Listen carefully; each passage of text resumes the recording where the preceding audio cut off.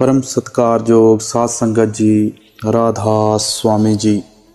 आज के हिंदी सत्संग की वाणी परम संत कबीर साहब जी की वाणी है। बड़ा ही रूहानियत से भरा सत्संग है। इस सत्संग में जो लोग क्रोध करते हैं और क्रोध के क्या नुकसान हैं, इस सत्संग में बताया गया है। कबीर साहब जी फरमा रहे हैं कि अगर कोई लकड़ी का मकान हो जिसकी दीवारें, छतें और फर्श भी लकड़ी का हो, अगर कोई आदमी उस पर आग लगाकर सो जाए तो उसका बचना संभव है, लेकिन जो क्रोध करते हैं उनका बचना असंभव है। किस तरह क्रोध से बचना है और क्रोध क्या क्या करवाता है, इस सत्संग में फरमाया गया है। बड़ा ही महत्वपूर्ण और रूहानियत से भरा सत्संग है। मेरा सभी से निवेदन है कि आप इस सत्संग को पूरा सुने और अपने अपने गुस्से पे काबू पाएं। सत्संग के वचन। यह जग कोठी काठ की, चौं दिस लागी आग, भीतर रहे सो जर मुए, साधु उबरे भाग। मनुष्य को सृष्टि का सबसे उत्तम जीव माना जाता है। मनुष्य की बढ़ाई दो बातों में है। पहली यह कि कुल मालिक ने इसके अंदर बुद्धि या विवेक का गुण रखा हुआ है। इस गुण के सहारे इंसान सही गलत, अच्छे बुरे की पहचान कर सकता है और अपनी हालत सुधारने का उपाय कर सकता है। इंसान ने मायावी जगत में जो भी तरक्की की है, बुद्धि के सहारे की है। मनुष्य की दूसरी विशेषता यह है कि वह परमात्मा की भक्ति द्वारा परमात्मा से मिलाप करके इंसान से भगवान बन सकता है। बुद्धि का सही प्रयोग भी किया जाता है और गलत भी। छुरी से फल भी काटा जा सकता है और किसी का गला भी। इंसान कौमों, मजहबों और मुल्कों की बर्बादी के जो भी सामान पैदा करता है, बुद्धि द्वारा करता है। इसी तरह परमार्थ में बुद्धि सहायक भी हो सकती है और रुकावट भी बन सकती है। संत महात्मा हमें आत्मा और परमात्मा के रिश्ते के बारे में समझाते हैं। वे आत्मा और परमात्मा के मिलाप के रास्ते में आने वाली रुकावटों का वर्णन करते हैं। वे हमें संसार और इसके शक्लों पदार्थों की असलियत समझाते हैं और परमात्मा से मिलाप के सच्चे मार्ग का ज्ञान देते हैं। यह सब कुछ बुद्धि के स्तर पर होता है। हम ग्रंथों, शास्त्रों में दिए गए उपदेशों को बुद्धि द्वारा ही समझने की कोशिश करते हैं। हम परमेश्वर प्राप्ति के गलत या सही साधन और अधूरे या पूर्ण महात्मा की परख भी बुद्धि द्वारा ही करते हैं। बुद्धि द्वारा सच्चे गुरु की पहचान कर पाना असंभव है, पर शुरू में बुद्धि को संतुष्ट करना जरूरी है। अगर हम बिना पूरी खोज और बुद्धि की तसल्ली के मार्ग और गुरु का चुनाव करते हैं तो मन डावाडोल रहता है और हमारे लिए सही रास्ते पर चलना और तरक्की कर पाना मुश्किल हो जाता है। यह ठीक है कि परमार्थ में सोच, विचार और बुद्धि से काम लेना चाहिए, पर मन बुद्धि की अपनी सीमा है। गुरु नानक देव जी कहते हैं, सहज सियाणपा लख होए ता एक न चले नाल। बुद्धि संसारिक सफलता का साधन बन सकती है, लेकिन अगर हम चाहें कि मन बुद्धि द्वारा अलख, अगम, अथाह, अपार प्रभु को प्राप्त कर लें तो यह संभव नहीं। इसी तरह ग्रंथों, शास्त्रों का अध्ययन हमें परमार्थ के अनेक भेद समझाने में सहायता देता है, पर जब तक हम जो कुछ पढ़ते सुनते हैं उस पर अमल नहीं करते, तब तक पढ़ने पढ़ाने का कोई असल लाभ नहीं होता। आप कहते हैं, पढ़िया मूर्ख आखिए, जिस लब लोभ अहंकारा। हजरत सुल्तान बाहू समझाते हैं, लख हजार किताबां पढ़ियां, जालम नफ्स ना मरदा हूँ। आप कहते हैं, इश्क अकल विच मंजल भारी, सैया कोहां दे पाड़े हु, जिन्ना इश्क खरीद ना कीता दोही जहानी मारे हु। परमार्थ में प्रेम, विश्वास, बिरहा और तड़प द्वारा सुरत को अंदर नाम से जोड़कर साक्षात अनुभव प्राप्त करने की बढ़ाई है, बाहरमुखी इल्म अकल की नहीं। गुरु नानक साहब समझाते हैं, अकली पढ़े के बूझिए। बुद्धि का असल उद्देश्य यह है कि जो कुछ भी हम ग्रंथों, शास्त्रों और सत्संग में पढ़ते हैं या सुनते हैं, उससे लाभ उठाकर उस परम सत्य को अंतर में प्राप्त करने की कोशिश करें, नहीं तो हमारी बुद्धि व्यर्थ है। अगर हम अभ्यास के द्वारा अंदर जाने की बजाय बाहरमुखी वाद विवाद में उलझे रहें तो हमारी बुद्धि लाभदायक होने के स्थान पर हानिकारक सिद्ध होती है। यही कबीर साहब महाराज समझाने की कोशिश कर रहे हैं कि यह जग कोठी काठ की, 14 लागी आग, भीतर रहे सो जरमुए साधु उबरे भाग। कहते हैं, जिस तरह कोई लकड़ी का मकान हो, जैसे कि पहाड़ों पर अक्सर हुआ करते हैं, फर्श, दीवारें और छतें सब कुछ लकड़ी की होती है।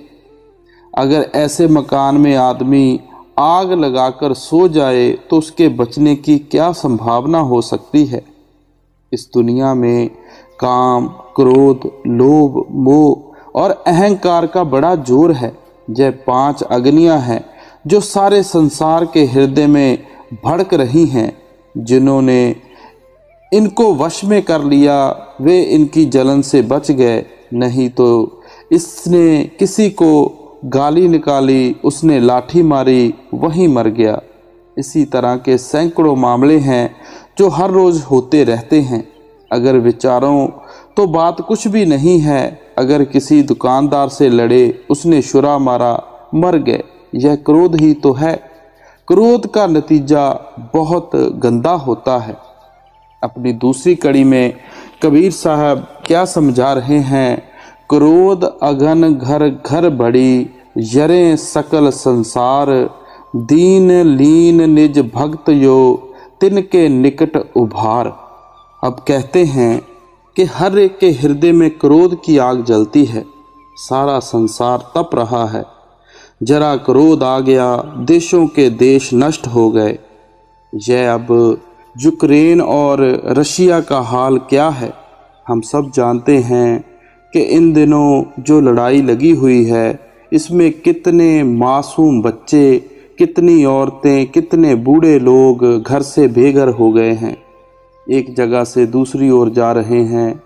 कोई किसी का हाल नहीं पूछ रहा और ये सब क्रोध के कारण है। जब कोई एक क्रोध करे तो दूसरे आदमी को चाहिए कि शांत रहे, तभी जो क्रोध की आग है कुछ ना कुछ कम हो सकती है। एबटाबाद में एक भाई ने अपने सगे भाई को मारकर उसका चमड़ा उतारकर उसकी चारपाई बुनी। उसके ऊपर बैठकर रोटी खाता था, फिर भी उसे तसल्ली नहीं हुई। यही हाल पूरी दुनिया में हो रहा है। कौमों के कौमें, मजहबों के मजहब एक दूसरे के लिए आग लिए बैठे हैं, क्रोध से तड़प रहे हैं। कोट करम लागे रहें, एक क्रोध की लार, किया कराया सब गया, जब आया अहंकार। जब आदमी में अहंकार और क्रोध आता है, फिर वह कोई अच्छा काम नहीं करता। चोरी, दुराचार, जहाँ कोई और नीच कर्म करता है, इस क्रोध से कोई विरला ही बचा है।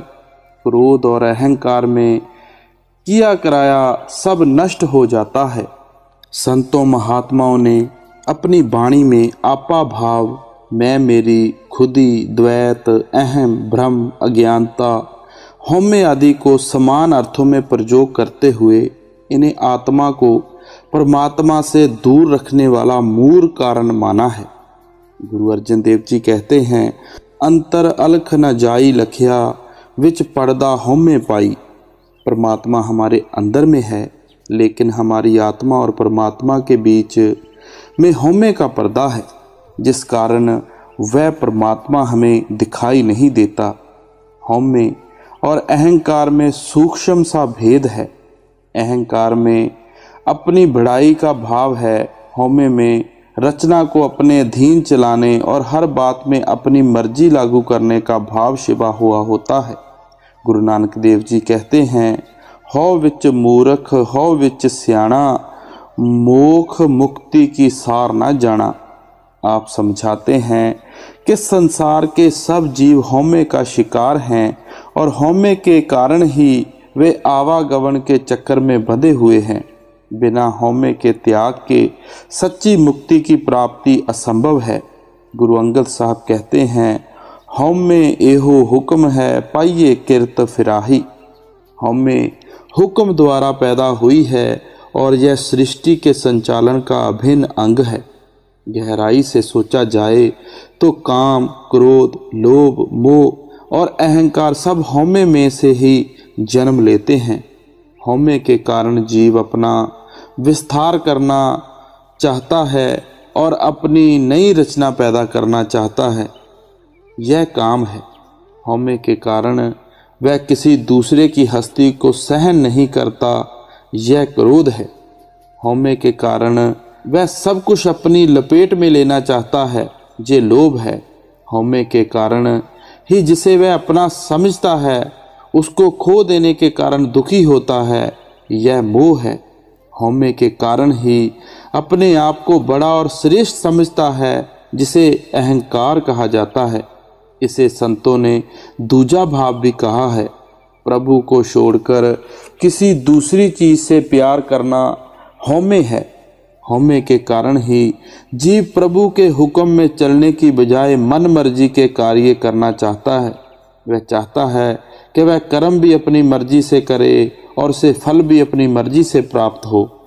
दूसरे शब्दों में वह रचना के संचालन के लिए प्रभु द्वारा बनाए गए नियमों से मुक्त होना चाहता है, यह हौमे है।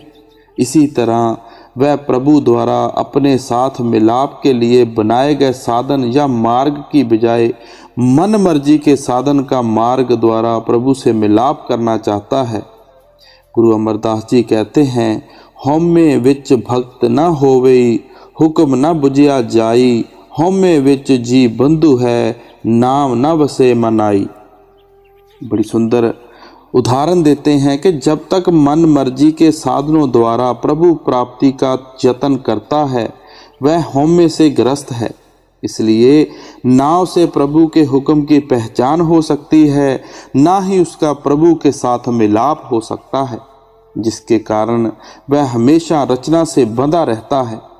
हमें व्यवहारिक दृष्टि से हर चीज के बारे में गहराई में सोचना चाहिए। जितना गहराई में जाकर सोचते हैं और जितना हमारे ज्ञान का दायरा विशाल होता है, हौमे का बंधन उतना ढीला होता जाता है। जितना हमारा दायरा छोटा होता है, हम उतना अधिक हौमे का शिकार होते हैं। जब सिर्फ अपने आप को सामने रखते हैं तो अपने आप को बड़ा समझते हैं। जब अपने आप को परिवार के प्रसंग में रखकर देखते हैं तो पहले से छोटे हो जाते हैं। जब स्वयं को देश के प्रसंग में रखकर देखते हैं तो बहुत ही छोटे हो जाते हैं। जब स्वयं को ब्रह्मांड के प्रसंग में रखकर देखते हैं तो हमारी हस्ती रेत के कण से भी छोटी हो जाती है।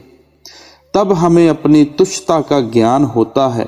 अपनी तुच्छता का विवेक हमारे अंदर हौमे की बजाय नम्रता पैदा करता है। हमें यह समझने का यत्न करना चाहिए कि हम ना अपने रचिता हैं और ना संसार के संचालन में काम कर रहे नियमों के। ना हम अपनी मर्जी से संसार में आए हैं, ना अपनी मर्जी का संसार बना सकते हैं और ना ही इसके संचालन के लिए मन मर्जी के नियम बना सकते हैं। फिर हम हौमे किस बात का करते हैं?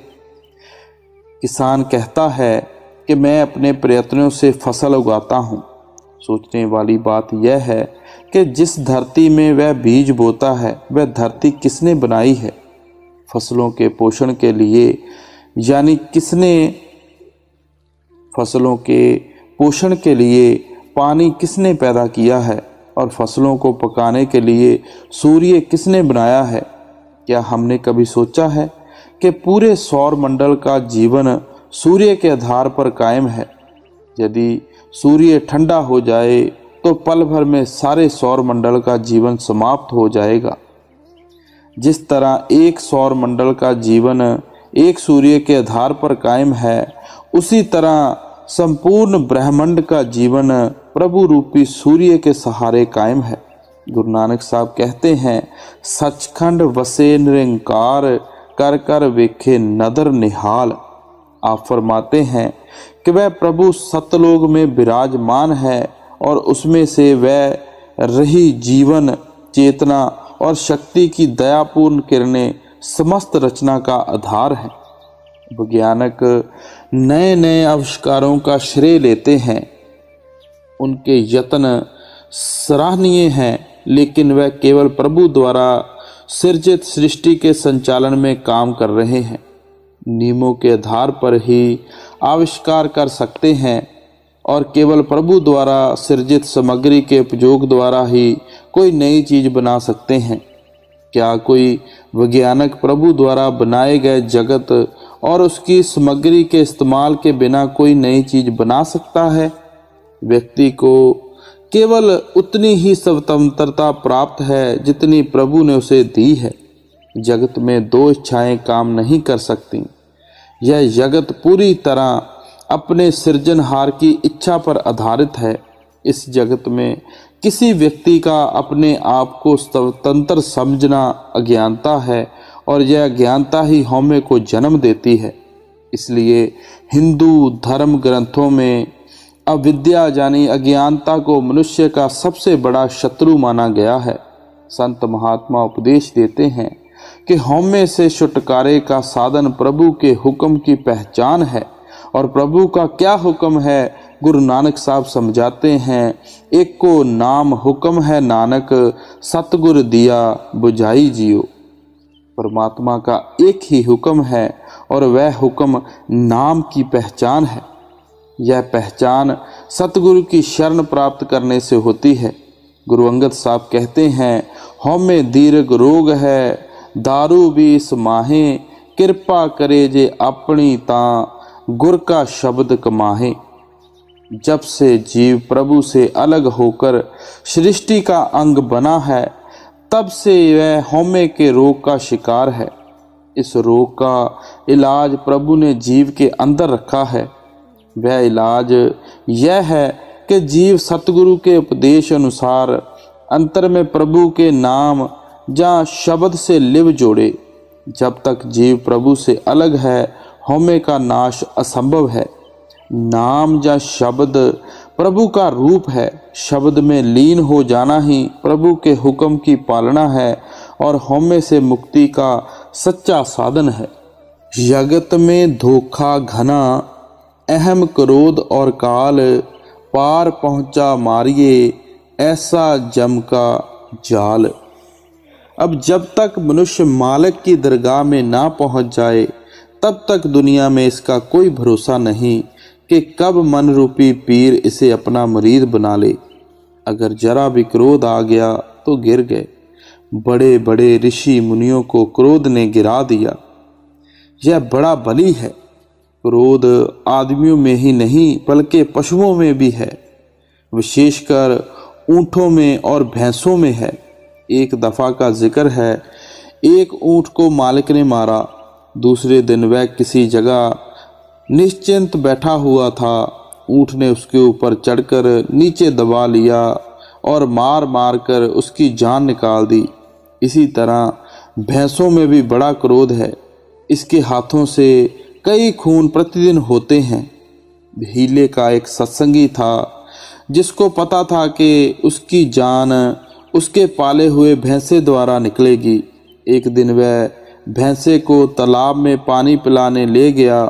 रास्ते में उसने भैंसे को छड़ी से मारा। अपने हाथ से उसे नहलाया धुलाया, पानी पिलाकर घर को चला। भैंसे ने उसे टक्कर मारकर नीचे गिरा दिया और सींग मार मारकर उसकी आंतें बाहर निकाल दी। सांपों में भी क्रोध है। एक आदमी सांप को मारने लगा, उस वक्त तो वह बच गया। मौका पाकर सांप ने उस आदमी को डस लिया और वह आदमी मर गया। सो इसी तरह के कई वृत्तांत हैं। दसों दिशों में क्रोध की उठी अप्रबल आग, शीतल संगत साध की ताहा उबारिये भाग। किसी कामल फकीर की मोहब्बत चाहिए, किसे पूरे गुरु की संगत चाहिए, वे ही इस क्रोध रूपी आग से बचा सकते हैं। शब्द की कमाई करने वाले क्रोध को बर्दाश्त नहीं कर सकते, आम आदमी सहन नहीं कर सकते। जब गुरु अमरदास जी गद्दी पर बैठे तो गुरु अंगद साहब के लड़के ने आकर लात मारी कि मेरे बाप की गद्दी पर तुम क्यों बैठे हो। आगे गुरु अमरदास जी नम्रता के साथ गद्दी से उतर बैठे और गुरु अंगद साहब के लड़के की टांग दबाने लगे और कहने लगे, मैं बूढ़ा हूँ और मेरी हड्डियाँ निकली हुई हैं, कहीं आपको चोट तो नहीं आई। सो संतों में क्रोध नहीं होता। सच्चे परमार्थ के दो अंग हैं, एक अंतर्मुख अभ्यास और दूसरा बाहरी रहनी। बाहरी रहनी में संत महात्माओं ने काम, क्रोध, लोभ, मोह और अहंकार की जगह शील, क्षमा, संतोष, विवेक और नम्रता आदि गुण धारण करने पर बल दिया है। इसके साथ ही उन्होंने जीव दया और अहिंसा पर भी बल दिया है। जब तक हम अपने अंदर इन गुणों को धारण नहीं करते, हम अंतर्मुख अभ्यास में भी तरक्की नहीं कर सकते। दया क्या है? किसी के दुख को सुनना, उसको समझना, उसमें शामिल होना और उसको दूर करने का यत्न करना दया है। दयालु व्यक्ति दूसरों के दुख दूर करने का यत्न करता है, क्योंकि दूसरों को दुखी देखकर उसे दुख होता है। संत महात्मा समझाते हैं कि दया और अहिंसा परमार्थ की नींव है।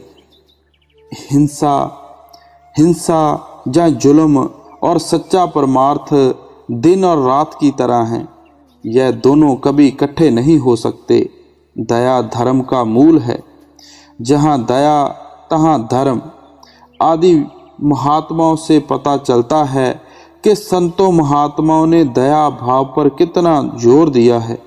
हजूर स्वामी जी महाराज उपदेश देते हैं, कोमल चित्त दया मन धारो, परमार्थ का खोज लगाना।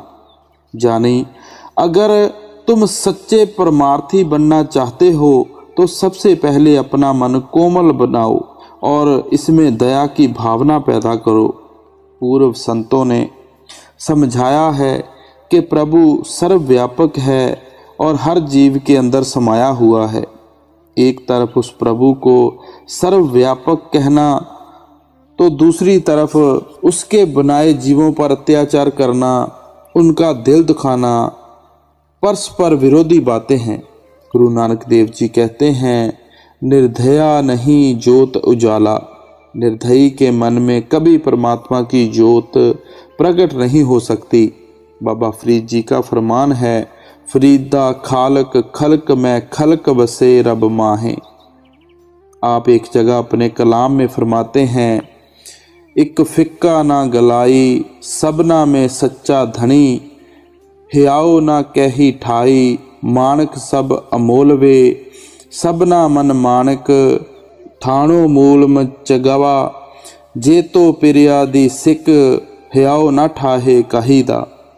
आप सबना में सच्चा धनी और जेतु पिरिया दी सिक हियाओ ना ठाहे कहीदा का उपदेश दे रहे हैं। हर घट में परमात्मा को समाया हुआ देखो और अगर परमात्मा को पाना चाहते हो तो किसी का दिल ना दिखाओ। लोगों को दुख ना देना और लोगों का दुख दूर करना दया भाव के अटूट अंग हैं। संतों महात्माओं ने 3 प्रकार की हिंसा मानी है, मन, वचन या कर्म द्वारा किसी को दुख पहुंचाना। बौद्ध धर्म, जैन धर्म, ईसाई मत, हिंदू धर्म आदि सब में ही जीव हिंसा की निंदा की गई है। कबीर साहब सावधान करते हैं, जो सब मैं इक्क खुदाई कहत हो तो क्यों मुर्गी मारे। आप एक अन्य प्रसंग में कहते हैं, जी बदो सो धर्म कर थापू अधुरम कहो कत भाई, आपस को मुनिवर कर थापो का को कहो कमाई। अगर जीव हत्या धर्म है तो अधर्म क्या है? अगर जीव हत्या करने वाला व्यक्ति धर्मात्मा है तो कसाई कौन है? हजरत ईसा फरमाते हैं, thou shall not kill, जानी तू किसी जीव की हत्या मत कर। स्पष्ट है कि अहिंसा और दया भाव परमार्थी रहने का महत्वपूर्ण अंग है। इन गुणों के बिना रूहानी तरक्की कर सकना कठिन ही नहीं असंभव है। गार अंगारा क्रोध झल निंदा धुआं होए, इन तीनों को पर हरे साध कहावे सोए। अब कहते हैं कि जो गाली गलोच है वह तो आग की चिंगारी, और जो क्रोध है वह है जंगल, जो हर समय तैयार है कि चिंगारी पड़े और आग भड़क उठे। 10 इधर से आए 10 उधर से आए, एक ने गाली दी, दूसरे ने डंडा उठा लिया, खूब लड़ाई हुई। बाद में चाहे लोगों ने छुड़ा दिया, लेकिन धुआं तो फिर भी रह गया। एक ने उसकी बात कही, दूसरे ने उसकी चुगली की, इस तरह निंदा का धुआं सुलगता ही रहा। कबीर साहब कहते हैं कि अभ्यासी वह है जो इन तीनों से बचा रहे। कबुद कमानी चढ़ रही, कुटल बचन का तीर, भर भर मारे कान में साले सकल शरीर। बेवकूफ़ी कमान है और कड़वे वचन उसके तीर हैं। जब क्रोध आया, यह तीर सीधे कान में लगे। इसके द्वारा ना केवल कलेजा ही जला, बल्कि उसने सारे शरीर को सुलगा सुलगा कर जला दिया। कुटिल बचन सबसे बुरा, यार करे तनशार, साध बचन जल रूप हैं, बह से अमृत धार। कड़वे वचन सबसे बुरे हैं। इसके कारण सैकड़ों लड़ाइयाँ हुई, झगड़े हुए। कोई बिरला गुरमुख ही ऐसे कड़वे वचन सुनकर सहन कर सकता है। और एक जगह कबीर साहब कहते हैं, बोल कबोल साधु सहे, अवर से सहा न जाए। कि कोई समझदार आदमी ही सख्ती को सहता है, नहीं तो हमारे जैसे मनमुख तो लड़ने को तैयार हो जाते हैं। इसके विपरीत साधु या गुरमुख के वचन जल के समान शीतल ठंडे होते हैं, जब भी बरसेंगे अमृत के समान भरवाव डालेंगे। निंदक ते कूकर भला, हटकर मारे रार, कूकर ते क्रोधी बुरा, गुरु दिवावे गार। अब कहते हैं कि निंदक सबसे बुरा है। उससे तो कुत्ता अच्छा है जो दूर होकर भौंकता है और रोटी मांगता है। इसी तरह कुत्ते से क्रोधी बुरा है। जब किसी ने क्रोध में आकर दूसरे को भला बुरा कहा, गाली गलौज की, तो दूसरे ने कहा खड़ा हो जा, और लगा उसे तथा उसके संबंधियों को गाली देने, जहाँ तक कि उसने स्वामी गुसाई गुरु को भी बुरा भला कहा जाता है। जितना हृदय कमजोर होता है उतना ही क्रोध ज़्यादा आता है। स्त्रियों में पुरुषों से अधिक क्रोध होता है, क्योंकि उनका हृदय पुरुषों से ज़्यादा कमजोर होता है। बहुत बार देखा गया है कि वे छोटी छोटी बातों पर लड़ पड़ती हैं। स्वभाव यह है कि क्रोध से बचना चाहिए। जब क्रोध होगा तो इससे नुकसान भी होगा, बल्कि भजन में भी यह एक बड़ी रुकावट है। यह तवज्जो को इकट्ठा नहीं होना देता। क्रोध में ख्याल फैलता है, हमें ख्याल को इकट्ठा करना है। इसलिए क्रोध भजन का दुश्मन है। हम सबको अपने परम पिता परमात्मा के आगे विनती करनी चाहिए कि ऐ सतगुर हमें कुछ ऐसे गुण दे जिससे हम तेरी भक्ति कर सकें। सूफी दरवेशों में दो किस्म के फ़कीर माने हैं, अहले दुआ और अहले रज़ा। अहले दुआ वे हैं जो खुदा के सिवाय किसी दूसरे से कोई विनती या अरदास नहीं करते। वे जो कुछ मांगते हैं खुदा से मांगते हैं। अहले रज़ा वे हैं जो अपने आप को पूरी तरह खुदा की रज़ा में फ़ना कर देते हैं। उनके मन में पूर्ण भरोसा होता है कि खुदा जो कुछ भी करता है ठीक करता है। वे कहते हैं कि खुदा से विनती या अरदास करना खुदा में अविश्वास प्रकट करना है। वे कहते हैं खुदा से कुछ मांगना खुदा को अपनी मर्जी के अधीन करना है, जबकि हमारी असल भलाई अपने आप को पूरी तरह खुदा की रज़ा के अधीन कर देने में है। इसलिए सबसे बड़ी और सच्ची विनती मन की मर्जी को खुदा की रज़ा में मिटा देना है। खुदा की बंदगी द्वारा खुदा का रूप हो चुके संत महात्माओं की वाणी में आश्चर्यजनक नम्रता के दर्शन होते हैं। सूरदास जी कहते हैं, मौसम कौन कुटिल खल कामी, जिन तन दियो ताही बिसारियो, ऐसो निमक हरामी, भर भर उदर विषयों को धावो, जैसे सूकर ग्रामी, हर जन शाड़ हर विमुखन की, निस दिन करत गुलामी। पापी कौन बड़ो है मैते, सब पतितन में नामी, सूर पे तत् को ठौर कहाँ है, सुनिए श्रीपत स्वामी। आप नम्रता से अपने अनंत अवगुणों और पापों का वर्णन करते हुए प्रभु से दया की भीख मांगते हैं। संत महात्माओं की नम्रता और उनकी वाणी में दिखाई देते विनती और प्रार्थना के भाव जिज्ञासुओं और साधकों के लिए यह आदर्श कायम करते हैं कि आपको अपनी करनी और रहनी का मान त्याग कर बार बार उस कृपालु प्रभु और उसके साक्षात रूप संत सतगुरु से दया की भीख मांगनी चाहिए। भिखारी अपनी बल या चतुराई से राजा या दाता से कुछ नहीं ले सकता। वह नम्रता पूर्वक विनती करता है, वह बार बार दया के लिए पुकार करता है।